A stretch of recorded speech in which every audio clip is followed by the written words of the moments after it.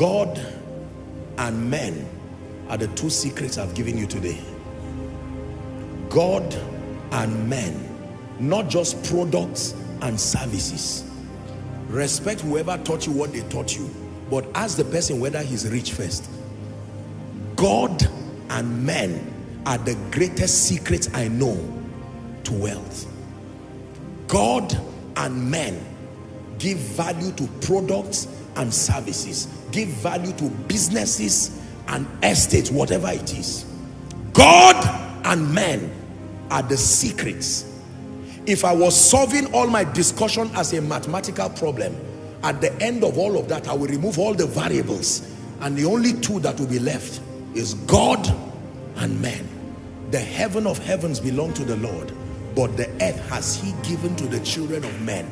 Every other variable is almost inconsequential. If God says no and men say no, carry your products places, you will still be poor. But if God says yes, he will put something in you that will force men to say yes. Hi, my name is Naomi. Welcome to the Preacher's Portal, your unlimited access to supernatural and transformational content. Here, we share messages of salvation, solution, redemption, and deliverance by anointed ministers of the gospel. Don't forget to hit the like button, share, and subscribe. God bless. Men, in all you're getting, if you ignore men, don't pursue contracts and ignore men. You are making a mistake, because the person approving the contract is a man. What you need to pray for is say, Lord, give me wisdom, give me favor enough to make anyone, including Cyrus, to want me. How many of you know that wealthy people also have a need, and everybody's need is his point of contact?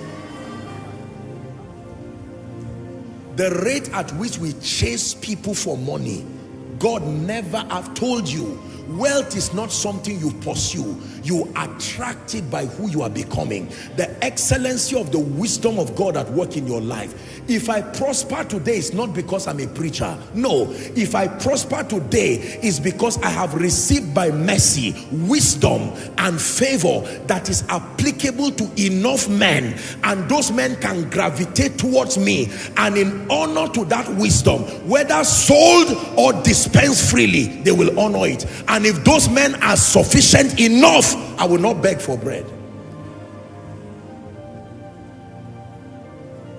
Are we together? Listen to what I'm telling you.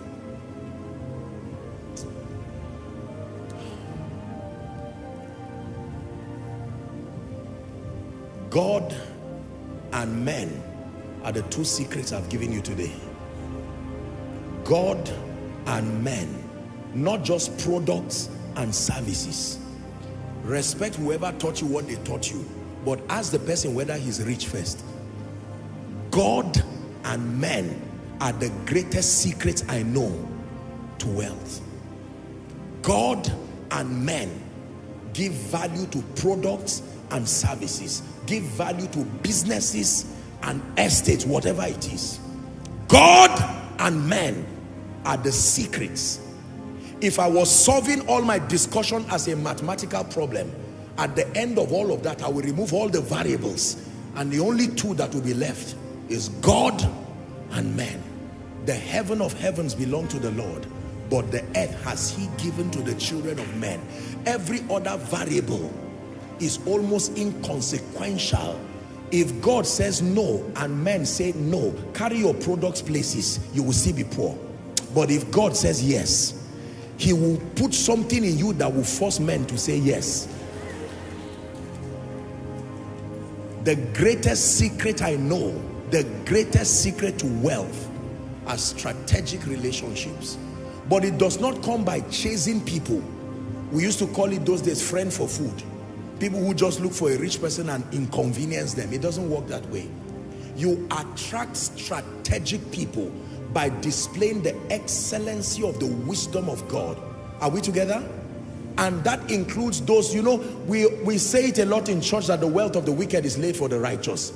It will not happen just by you folding your arms. God will give you wisdom. Wisdom that dumbfounds principalities and powers. Wisdom that is needed even in the Babylonian camp. They will search for men with that kind of wisdom and not find it. And they will come to you to entreat your favor. And when they come to you, like Naaman, they will not come empty. If Elisha was hungry, he would have collected the gift from Naaman. Elisha said, no, you go. Look at what Elisha told the woman in Shunem. He said, what should I do? Should I talk to the king for you? I can talk to the king. King, attend to a woman here. And if you say, prophet, I ignore you, you will see what the wisdom of God can do. She will also hear by this time tomorrow. And that king will leave that place quietly. Are we together? This explains the wealth of many in the kingdom. I'm saying it again. If your wealth is by crook, by bribery and corruption, it will not fit this equation. But if it is with the dignity of kingdom integrity, don't tell me it did not start with God. Wealth does not start with ideas. Kingdom wealth does not start with ideas. Business people, I respect all that you have learned, but I submit to you by the authority of scripture.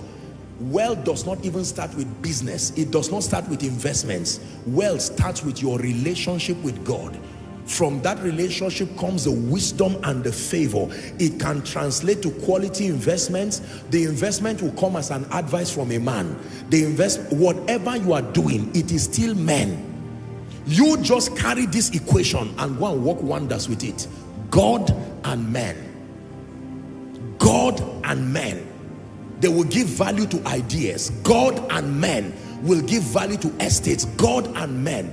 Someone, God can give you a wisdom now to build an estate, and before you finish, a strategic man will come and say, my company wants to put in 50 people, and you just build the estate. You already have occupants. That one is not an idea. It's favor that has come from men. Men. Let me remind you again before we begin to pray. You are as wealthy as the men who open their hands towards you. Either they open their hands to transact with you. When you call someone a contractor, who is a contractor?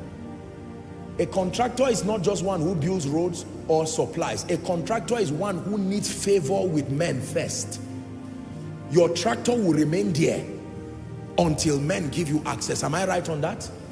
So Satan has suggested various ways of attracting men. Bribery, corruption, going to the herbalist, all of these are unnecessary.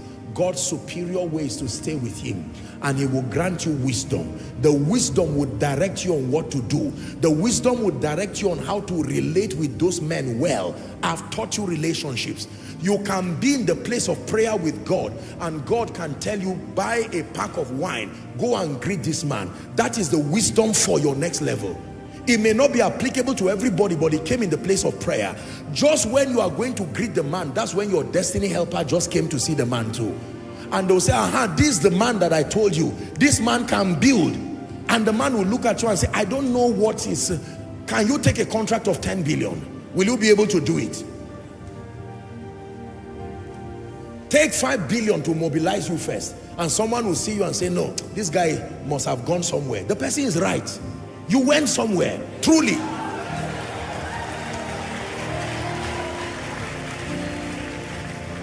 Listen, let me challenge all business people and contractors here. Trust me, if you are part of this vision, I'm showing you how to be wealthy. Leave all those contract papers in 1 minute and take a day or two. Stop chasing around people. People insult you, you still say yes sir. No, go with God.